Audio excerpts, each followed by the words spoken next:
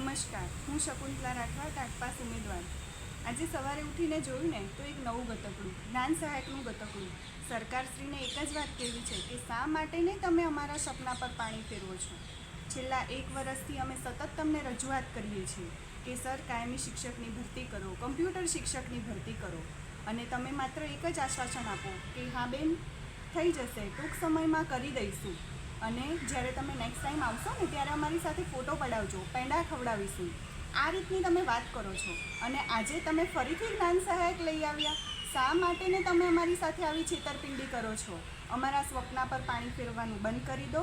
તમે જ્યારે પ્રેસ કોન્ફરન્સમાં આવીને કીધું હતું કે 24,700ની ભરતી અમે કરવાના છીએ, તો પછી આજે લેખિતમાં અમે તમને હંમેશા આવતા અને કહેતા, છેલ્લા 20 દિવસથી મળતા અને કહેતા કે સર 24,700નું નોટિફિકેશન ક્યારે આવશે?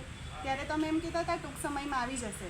નોટિફિકેશન માંગવા આવ્યા હતા અમે કાયમી શિક્ષકનું, અને આજે ત્યારે તમે નોટિફિકેશન આપી દીધું જ્ઞાન સહાયકનું. અમારી સાથે આ બધી છેતરપિંડી કરવાની બંધ કરો. અમે તમને 2 હાથ જોડીને નમ્ર વિનંતી કરીએ છીએ કે 24,700ની જે કાયમી શિક્ષકની ભરતી છે ને એ કરો.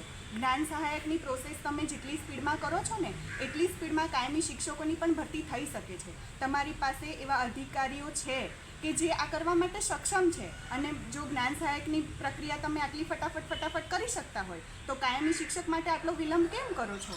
2 હાથ જોડીને માત્ર એક જ વાત કહેવી છે કે અમારા સ્વપ્ના પર પાણી ફેરવવાનું બંધ કરી દો, અમને છેતરવાનું બંધ કરી દો અને કાયમી શિક્ષકની ભરતી કરો, કમ્પ્યુટર શિક્ષકની ભરતી કરો.